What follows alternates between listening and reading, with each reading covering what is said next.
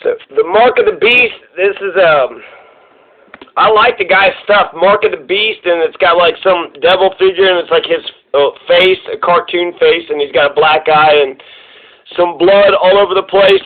I don't know who he is or what his angle is. You never see his face. He just talks behind the camera, but he always presents evidence and tweets and different video clips. I like his stuff. December 29th, 2020. He's talking about Katie Halper here because David Pakman had said that he didn't know who Katie Halper was. So this is the Mark of the Beast talking about what the fuck is Katie Halper. Wow, so David Pakman says he doesn't even know who Katie Halper is. Who is Justin Jackson? Sure, he's an NFL football player, but on Twitter he's a very active leftist who frequently goes on Katie Halper's show and Brianna Joy Gray's Bad Faith podcast. Okay, I don't know who. So I'm going to try to bring this back. Maybe this is just not the right venue. I don't know who Katie Halper is. That's a little surprising because Katie Halper is pretty well known in leftist circles. Katie. Know me. I'm trying to ask a question, okay? No, so, you just said you were quoting. All right, wrap up the interview. You may recall that in 2008, she fantasized about effing Joe Biden. Who hasn't? Here's her article. Quote, Joe Biden is infinitely more bonable than Sarah Palin. Biden is the real VP I'd like to F. So this is some article or something that Katie Halper had wrote. Apparently she wants to fuck Joe Biden back in 2014. Now. Did you sexually assault Tara Reade? No, it is not true. I'm saying unequivocally, it never happened.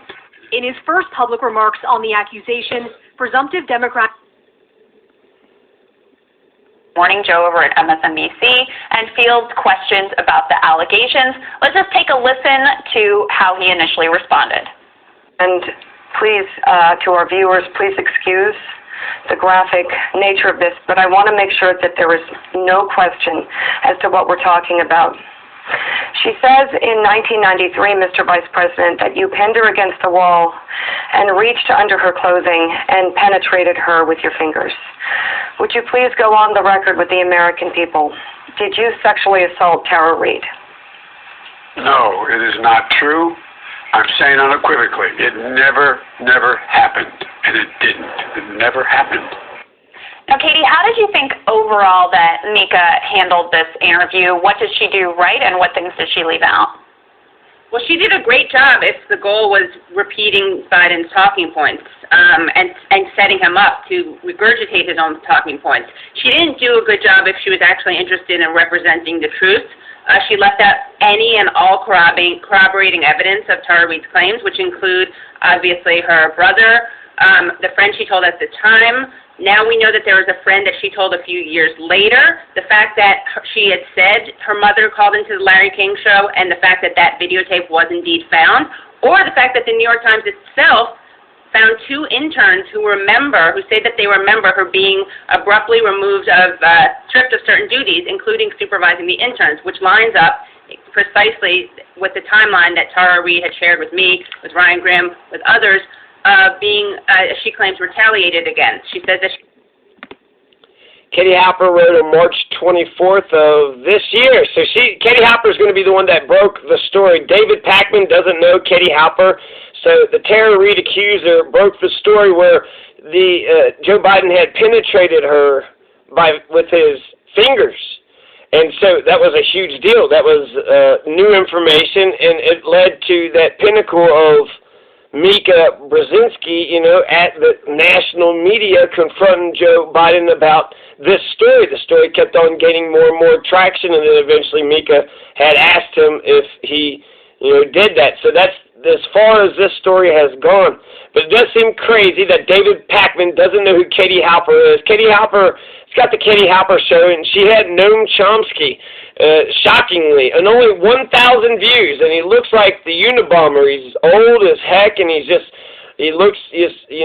that white beard and is just all over the place, and he just kind of barely So I feel like Noam Chomsky, he's not going to make it past 2021.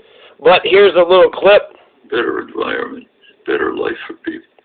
Okay, let's move through that. Universal health care. We should stop falling into the pretense that this is a radical proposal. You make it clear to people that, when left commentators in the press, what's called left commentators, say it's a good idea but too radical for Americans, tell them what you're saying is that Americans are so backward that they can't rise to the level of the entire world. I mean, you can't think of a country that doesn't have universal health care in some form. So it's nothing to argue about. You're also lying because it is overwhelmingly popular. There's a lot of education to be done on this, because the counter-argument that always comes up is going to raise your taxes. Here we get to a deep problem of American ideology that hasn't been challenged. People feel that if you pay taxes, somebody's stealing something from you. But if you pay twice as much for insurance, nobody's stealing from you. Insane, It doesn't take long to lift the veil from these things. These are things the left should be pressing all the time, and can do. It extends very widely and well beyond. So he was saying that, universal health care, every other nation has it. And Katie Halper heard it, but Nando Villa, I think there was something that clicked on the screen, so he kind of looked off to the side. Nando should actually pay attention to what Noam Chomsky said, how Medicare for all is not a radical idea. Every other nation, has it. And so that's, fantastic clip, which is totally at random, to be honest with you. So, let's see. This is Katie Halper, March 24th on Twitter. This is a story that Reade Alexander has been trying to tell since it happened in 1993. It's a story about sexual assault, retaliation, and silencing. #MeToo. Tara has already come forward about part of her story after Lucy Flores accused Joe Biden of touching her inappropriately. Tara Reade was one of the 7 other women to share their own stories about Joe Biden. Tara Reade told reporters about the way he would put his hands on her shoulders, run his fingers up and down her neck. She considered talking about the rest of her story, but she didn't because her claims of sexual harassment got her doxxed and smeared as a Russian agent. That was April 2019. Then in January 2020, Tara Reade tried to come forward again.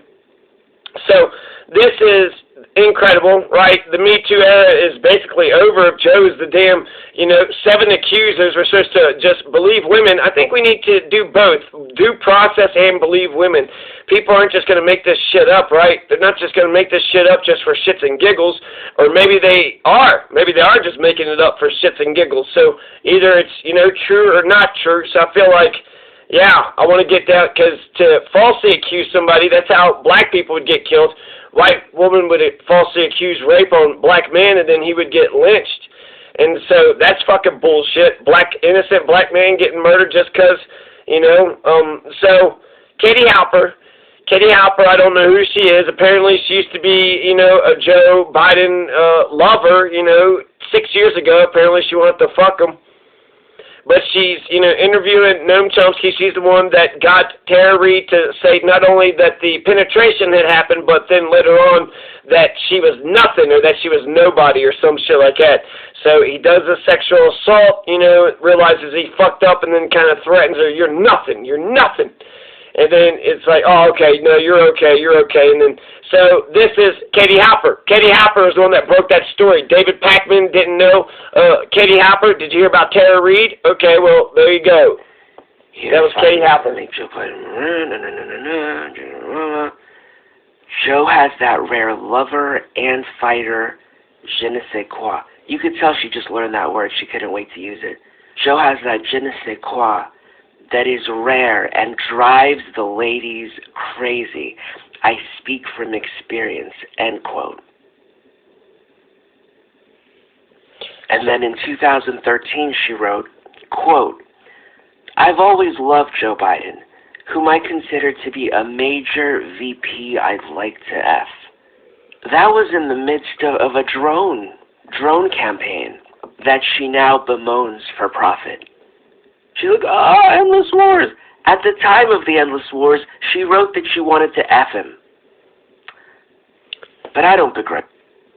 Mark Beast, we're still in the endless wars. The endless wars have not ended yet, so we're still in the endless wars. I know, I'm glad you don't begrudge her, but... I don't begrudge her trying to make a living off gullible people. Like Nina Turner, I don't begrudge Nina Turner doing what she has to do.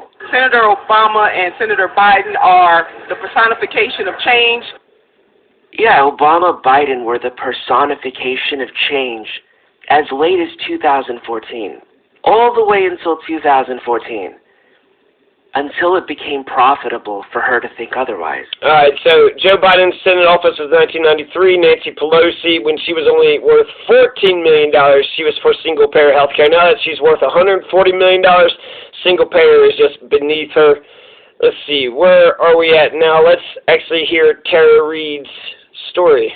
That phrase stayed with me because I... Article on The Intercept, Tara did try to come forward once again in January of 2020. Tara turned to Time's Up, the nonprofit dedicated to helping women in the post-Me Too world tell their story. But Time's Up, Ryan Grimm reports, was concerned such a political story involving a potential presidential candidate could affect their nonprofit status. So here, Tara finally tells the rest of the story that she hasn't been able to tell in the past. Not surprisingly, there are no witnesses to Tara's story of alleged assault, but Tara's brother and Tara's close friend, both of whom I spoke to, recall Tara telling them about the incident at the time. Here is an excerpt. I'll be releasing the full interview shortly, and this opens with Tara describing a superior calling her into her office to ask her to do an errand. So she says that she called me in and said, I want you to take this to Joe. He wants it. He wants you to bring it. Hurry. And I said, okay, and it was a gym bag. She said, take the gym bag. She called it an athletic bag. And, she said he was down towards the Capitol, and he'll meet you. And so I went down, and I was heading down towards there. And he was at first talking to someone. I could see him at a different distance, and then they went away. And then we were in, the side. It was, the side area. And he just said, hey, come here, Tara. And then I handed him the thing. It does seem remarkable that the Democrats went after Kavanaugh, and yet with Tara Reade, nothing. Nothing. The Me Too era? What happened to the Me Too era? And he greeted me. He remembered my name. And then we were alone, and it was the strangest thing. There was no, exchange, really.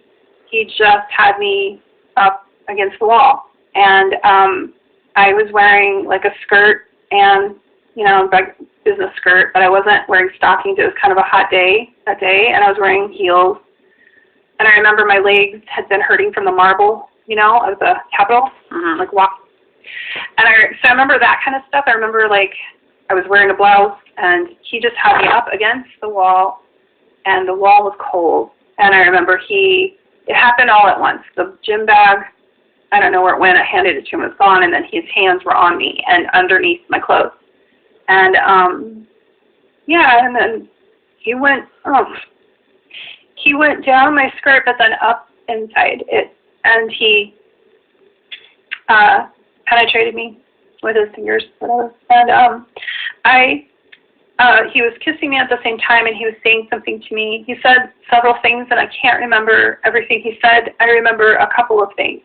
I remember him saying first, before, as he was doing it, do you want to go somewhere else? And then him saying to me, when I pulled away, he got finished doing what he was doing, and I kind of was pulled back, and he said, come on, man, I heard you liked me. And that phrase stayed with me because I kept thinking what I might have said, and I can't. That she was retaliated against and had duties removed all of a sudden. And it's kind of striking that no one has asked Biden or the Biden campaign about this. No one includes this in the reporting. And what's most stunning is that, I don't know if we're going to get to this, but Mika says that the New York Times looked into this and it was a closed case and they had already investigated it. That's the claim that Joe Biden's campaign has been sending out as a talking point. And not only that, it's so inaccurate that the New York Times itself, the journalist and the spokesperson for the New York Times itself, said that that wasn't true, that they had not rendered a verdict on this. So the hubris in repeating a talking point after it's been debunked by the very source. So I think that the most important thing that you're touching on there, Katie, this is what we also, when our immediate reaction to it was, is that none of the corroboration was brought up, even though it's not like she didn't know. And then she thought otherwise. That's how, it's called being able to pay for your grandkids' Ivy League education. It's called having your grandkids being able to live off compounded interest. And a lot of people were mad at her because she sold out and had Goldman Sachs sponsor her. So I don't know where this guy is going with whatever he's talking about. So he's got Katie Halper over and over again. The essence of, he had that quote, the essence of a woman. I can't remember exactly if he said I thought or if I heard, but it's like he implied like that I had done this. Like, I don't know. And for me, it was like everything shattered in that moment, because I knew, like, we were alone, it was over, right? He wasn't trying to do anything more, but I looked up to him. He was like my father's age. He was this champion of women's rights in my eyes, and I couldn't believe it was happening. It seemed surreal. And I just felt sick, because when he pulled back, he looked annoyed, and he said, something else to me that I don't want to say. And then he said, I must have looked shocked, and he grabbed me by the shoulders. I don't know how I looked, but I must have looked something, because he grabbed me by the shoulders and he said, "You're okay, you're fine, you're okay, you're fine." And then he walked away and he went on with his day. And what I remember next is being in the Russell building, like where the big windows are, and the stairs by myself. And my body, I was shaking everywhere, and it was cold all of a sudden, and I don't know, I felt like I was shaking just everywhere, and I was trying to grasp what had just happened and what I should do, or what I should say, but I knew it was bad because he was so angry. Like, when he left, like, I could feel, you know how when you know someone's angry, they don't have to say anything. Like, he smiles when he's angry, and you can just feel it emanating from him. Like, do you want to share that thing that you said you don't, like, you said, like, I don't want to say what he said, that thing he said to you? Yeah, I guess I could. I mean, you don't have to. It's okay. It's just, it's almost like giving a weapon to them. How so? Well, it's like, I don't want them to know how much it hurt. I don't, I don't want him to know when I don't know. But, like that you remembered it? Yeah, just I don't know. But yeah, I can say it. Yeah, there was something he said that I didn't want to say, and I didn't want to say it because it's the thing that stays in my head over and over, and it's a thing that kind of stayed with me over the years. But he said,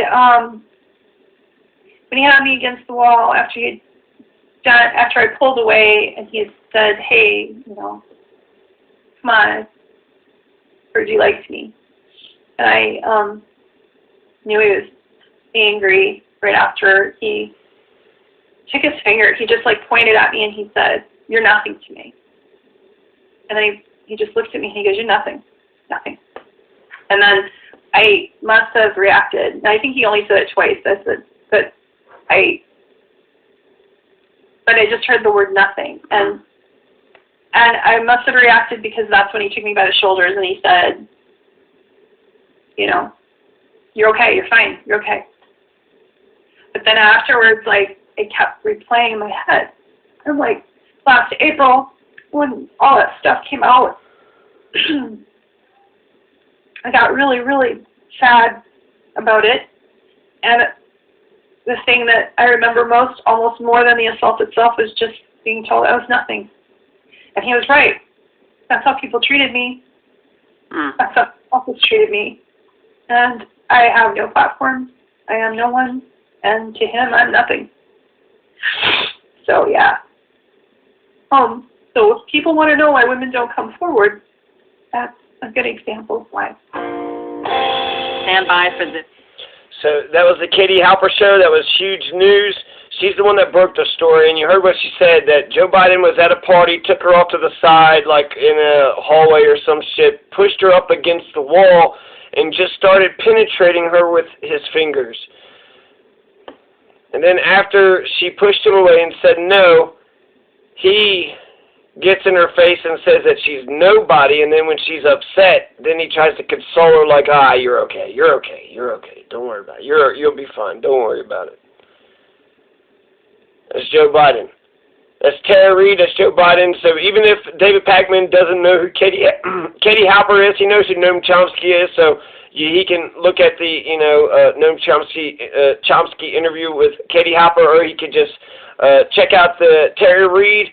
I'm sure, it went to Mika Brzezinski, so it'd be hard for,